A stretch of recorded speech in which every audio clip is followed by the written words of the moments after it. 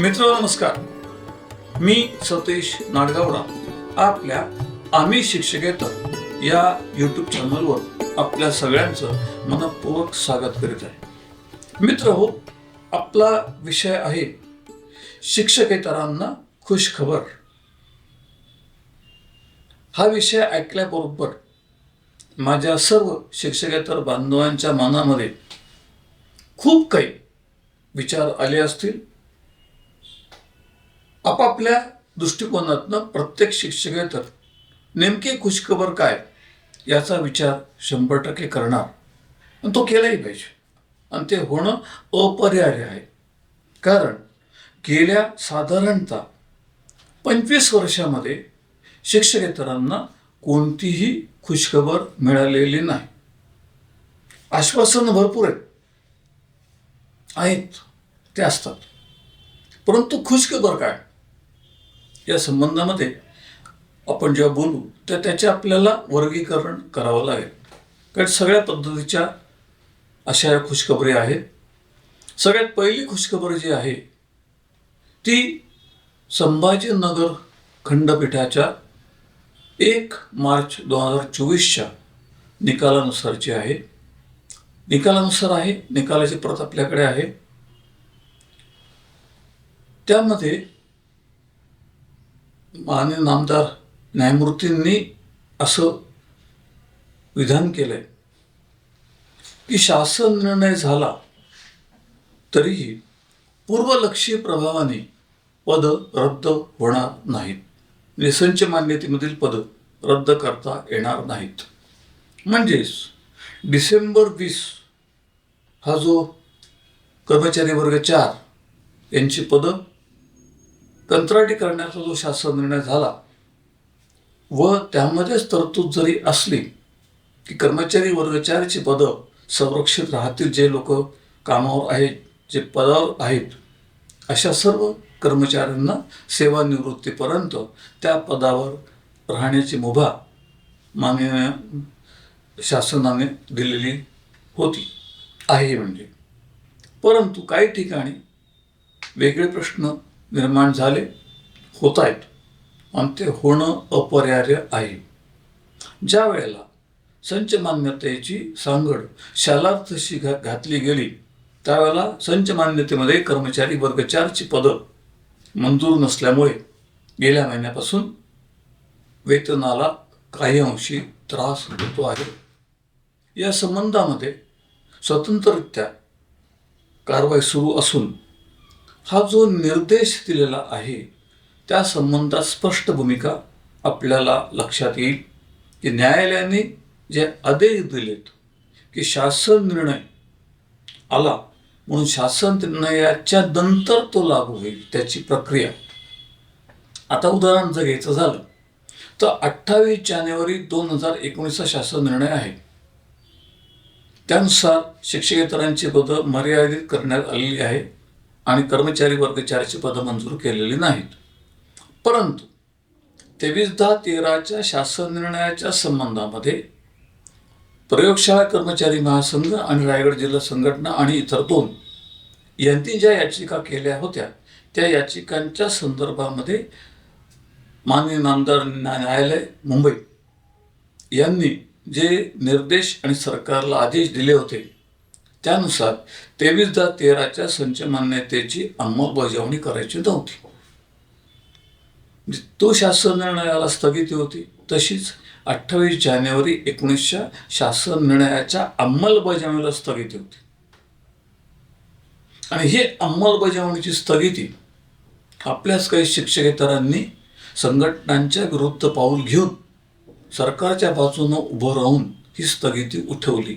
February 24च्या दरम्यानची गोष्ट आहे. मान्य करू आपण. तेव्हा स्थगिती उठल्यानंतर जे अस्तित्वात आलं ते 28 जानेवारी 19च्या शासन निर्णयाची अंमलबजावणी. जे फेब्रुवारी 24ला असल्यामुळे 23-24च्या संच मान्यतेपासून या शासन निर्णयाची अंमलबजावणी होणं अपरिहार्य आहे. याचा अर्थ असा होतो की त्याच्या आधीच्या वर्षात कुठल्याही परिस्थितीमध्ये कुठलंही पद नामंजूर करण्याचा शासनाला अधिकार नव्हता आणि नाही. ही बाब आपण सगळ्यांनी लक्षात घेतली तर संरक्षणाचा जो मुद्दा आहे तो आपल्यासमोर आहे आणि न्यायालयाचे स्पष्ट निर्देश असल्यामुळे आता कर्मचारी वर्गाच्या यांच्या वेतनाचा मार्ग हा सुकर झालेला असला तरी त्यांचं वेतन नियमित आणि ऑनलाईन पद्धतीनंच व्हावं दरमहा याकरताचा एक स्वतंत्र प्रस्ताव करण्याचा प्रश्न विचाराधीन आहे. तोही लवकरच सोडवला जाईल. ही एक प्रकारे शिक्षकेतरांना खुशखबर आहे. दुसरी खुशखबर काय तर जे शिक्षकेतर आहेत आणि ज्या शिक्षकेतरांनी शिक्षकाच्या पदाकरता आवश्यक असलेली शैक्षणिक अर्हता मिळवलेली आहे अशा शिक्षकेतरांना शिक्षक पदावर ज्या वेळेला नियुक्ती मिळते त्यावेळेला त्यांना 3 वर्ष शिक्षण सेवक म्हणून त्यांचा कार्यकाल पूर्ण करावा लागतो आणि हा कार्यकाल पूर्ण झाल्यानंतर त्यांना शिक्षकाच्या मूळ वेतनावर सुरुवात करावी लागते. साधारणतः कुठलाही शिक्षकेतर हा अशा शैक्षणिक पात्रता जेव्हा मिळवतो संपादन करतो तेव्हा साधारणतः त्याचं वय हे 35च्या पुढे गेलेलं असतं ते त्याहीपेक्षा जास्त असू शकतं आणि त्या वळणावरती 3 वर्ष मानधनावर काम करणं ही बाब सर्वथैव अयोग्य होतीच. न्यायालयाने आत्ताच दिलेल्या एका निर्णयानुसार आता या संबंधामध्ये जे आपले शिक्षकेतर बांधव आहेत त्यांनी शिक्षकाकरताची शैक्षणिक अर्हता प्राप्त केली असेल आणि त्याला जर शिक्षक पदाची नियुक्ती मिळाली असेल तर अशा व्यक्तीला शिक्षण सेवकाचा कालावधी करण्याचं बंधन राहणार नाही तर त्याचा जो आजचा पगार असेल हा पगार जर शिक्षकाच्या पदाला असलेल्या मूळ वेतनापेक्षा कमी असेल तर त्याला मूळ वेतनावरती नियुक्ती मिळेल आणि जर मूळ वेतनापेक्षा जास्त असेल तर त्या स्तरावर त्याचा पगार जिथं ज्या टप्प्यावरती स्थिर होईल त्या टप्प्याचं वेतन त्याला मिळेल. ही शिक्षकेतरांकरता एक आनंदाची बाब आहे. याकरता काही महान व्यक्ती शिक्षकेतरांना भुलवून न्यायालयाचे दरवाजे वाजवण्याची ग्वाही देत होते. त्याबद्दल काही झालं नाही. कारण नुसते विचार असून चालत नाही, त्याकरता अभ्यासही लागतो आणि एक मानसिकता लागते. तिचा अभाव असल्यामुळे अशा व्यक्तींनी केलं काही नाही. परंतु हा जो निर्णय आत्ता आपल्याला मिळालेला आहे तो आता दिशादर्शक असल्यामुळे 2 प्रकार आपल्याला करता येतात. एक म्हणजे या विषयासंबंधामध्ये आपण स्वतंत्ररित्या शासनाकडे मागणी करून याचा शासन आदेश मागणी करायचा किंवा ज्या कोणाला यानुसार शिक्षकपदी नियुक्ती मिळाली असेल तर त्यांनी त्याची जी मान्यता शिक्षण सेवकाची आलेली आहे ती मान्यता वेतनाकरता म्हणून नवीन दावा दाखल करून या दाव्याच्या आधारे त्याला हवा असलेला अनुकूल निर्णय त्यांनी मिळवायचा आहे. याकरता कुठल्याही शिक्षकेतराला कुठल्याही पद्धतीची याकरता सहाय्य हवं असेल तर आम्ही शिक्षकेतर आपल्याकरता नेहमी तयार आहे. आम्ही आपणास या विषयासंबंधामध्ये सविस्तर माहिती देऊ, सर्वतोपरी मदत करू आणि योग्य ते दिशादर्शन कोणाकडे काय कसं करायचं याची माहिती देऊ. कृपया खोट्या प्रचाराला बळी पडून उगाच आपल्या व्यक्तिगत आर्थिक हानी करून घेऊ नका अशी विनंती करतो. कारण याकरता अभ्यास, विचार, प्रयत्न याची खूप मोठी गरज असते. त्यानुसार आपण काम करत असल्यामुळे अशी आपल्या सगळ्यांना विनंती करतो. आता आपण तिसरा मुद्दा घेऊ, खुशखबर असल्याचा.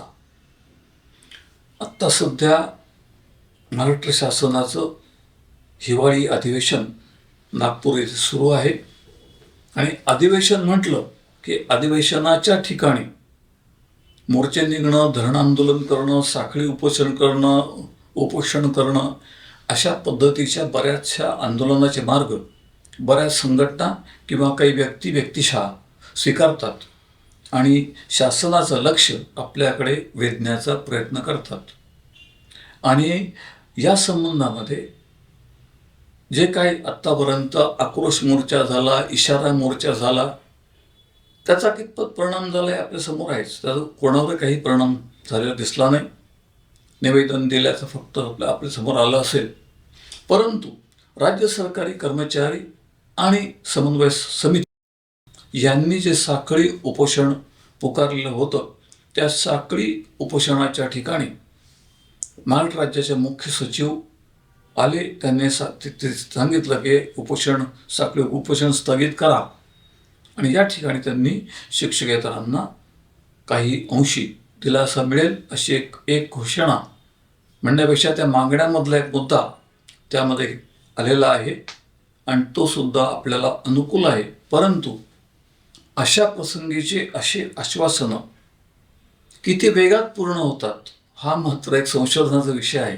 परंतु आत्ता काही अंशी दिलासा मिळाला आहे हेही नसे थोडके असं म्हणायचं. आणि त्याबरोबरच विधिमंडळाच्या अधिवेशनामध्ये यावेळेला मला असं जाणवलं की सर्व शिक्षक आमदार आणि पदवीधर मतदारसंघातले आमदार यांनी शिक्षक आणि शिक्षकेतरांचे प्रश्न अतिशय समर्थपणे अभ्यासपूर्ण मांडले. इतके छान मांडले की त्याला उत्तर देताना आपले नामदार शिक्षणमंत्रीसुद्धा सचिवांनी लिहून दिलेली उत्तरं वाचताना आढळून आले. अर्थात सर्वसाधारणतः जागेवरती ऑन द स्पॉट उत्तर देणारे फार कमी असतात. परंतु ह्याच्यात उत्तर सचिव लिहून देतो ही सगळ्याच खात्यांची आपल्याला माहिती असलेली परंपरा आहे. त्यानुसार ते उत्तर वाचून दाखवलीत आणि ती वाचून दाखवलेली उत्तरं बघून काही अंशी आपल्याला दिलासा मिळेल अशी शक्यता आहे. एक दिलासा म्हणजे पण तो जिल्हा परिषद पुरता जरी मर्यादित असला तरी कमी पटसंख्येच्या शाळा बंद होणार नाहीत अशा पद्धतीची ग्वाही विधिमंडळात दिली गेलेली आहे. अर्थात कमी पटसंख्येच्या शाळा या काही फक्त जिल्हा परिषदकडे आहेत अशातला भाग नाही, तर काही अनुदानित शाळांमध्ये सुद्धा कमी पटसंख्येचा भाग आल्यामुळे या संबंधात जेव्हा शासन निर्णय येईल तेव्हा आपण त्या विषयाने त्या वेळेला त्याचा संपूर्णपणे परामर्श घेऊ. परंतु आज तरी ज्याचा विचार केला तर एक गोष्ट आपल्याशी स्पष्टपणे लक्षात येते की कुठल्याही परिस्थितीमध्ये आता यामुळे अतिरिक्त होण्याची जी भीती होती ती काही अंशी कमी झाली आहे असं मानायला आपल्याला काही हरकत नाही. एवढं निश्चित आहे. त्याकरताचा गणित आणि तौलनिक माहिती आपल्यासमोर योग्य वेळी सादर करू. त्याबरोबरच नामदार शिक्षण मंत्री यांनी शिक्षकेतरांच्या भरतीच्या संबंधामध्ये स्थगिती उठल्यामुळे भरती होईल अशा पद्धतीचं एक विधान विधिमंडळात केलेलं आहे. अर्थात ही स्थगिती उठून 1.5 वर्षापेक्षा जास्त कालावधी झालेला आहे. भरती काही झालेली नाही. याचं कारण असं आहे की संच मान्यतेच्या अंमलबजावणीच्या संबंधात असलेली स्थगिती आता इकडे स्थगित नसेल तर तिकडे स्थगिती आहे, तिथे स्थगित नसेल तर इकडे स्थगिती आहे, असे विविध प्रकार चालू आहेत.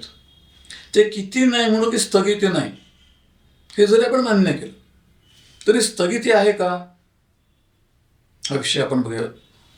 मुख्य म्हणजे 15 मार्च 24च्या शासन निर्णयाच्या संबंधामधली जी वादग्रस्तता आहे तिचा निकाल जोपर्यंत लागत नाही तोपर्यंत ह्या पद्धतीचं कामकाज संच मान्यतेच्या दृष्टीनं होणं कितपत शक्य आहे याबद्दल मी साशंक आहे.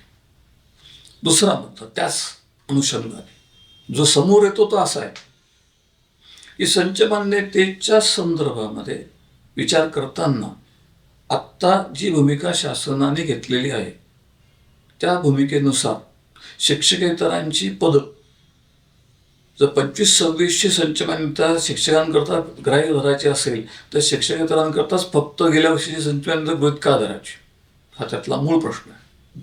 आणि सगळ्यात महत्त्वाचं माननीय शिक्षण संचालक महाराष्ट्र राज्य यांनी आत्ता संच मान्यतेच्या आणि शिक्षकेतरांच्या मान्यतेच्या संबंधात 2 पत्र दिलेत. आणि ती पत्र 1 डिसेंबरचं आहे आणि पुढचंही त्यानंतरच्या कालावधीचं आहे. या दोन्ही पत्रामध्ये उल्लेख करताना त्यांनी आधार वैध विद्यार्थी संख्या असा एक शब्दप्रयोग वापरलेला आहे. आणि आपल्या स्मरणात असेल तर यापूर्वीच्या किमान पक्षी 4 व्हिडिओमध्ये आपण असं म्हणलंय की माननीय नामदार सर्वोच्च न्यायालयाने शालेय प्रवेशाकरता किंवा प्रवेशाच्या विषयक कुठल्याही कामकाजाकरता आधार कार्डाची वैधता अग्राह्य मान्य केलेली नाही.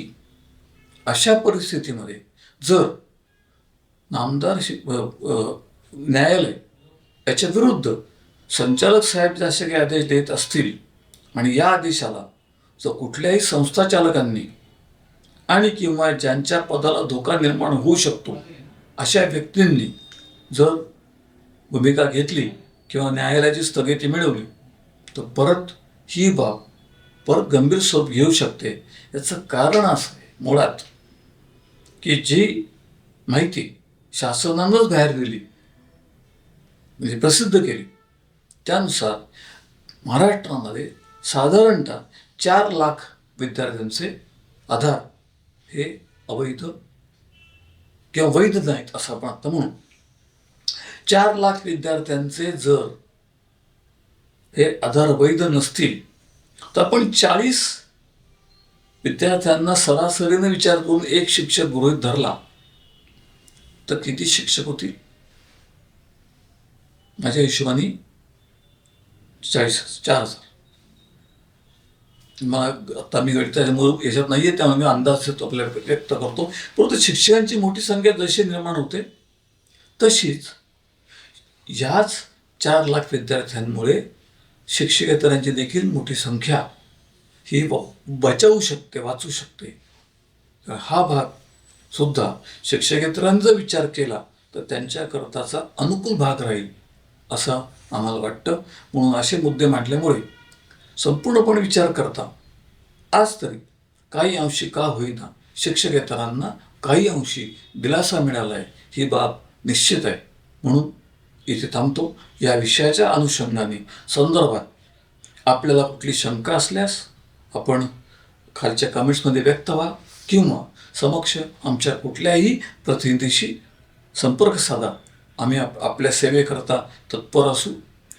व्हिडिओ आवडला लाईक करा, शेअर करा हे सांगून मी माझे सर्व सहकारी अभय सातपुते कोपवाड सांगली, अजय अरदवाड लातूर, अमोल सोनवणे नाशिक, अमोल ठाकरे अमरावती हे विधिज्ञ आणि आयकर सल्लागार आहेत.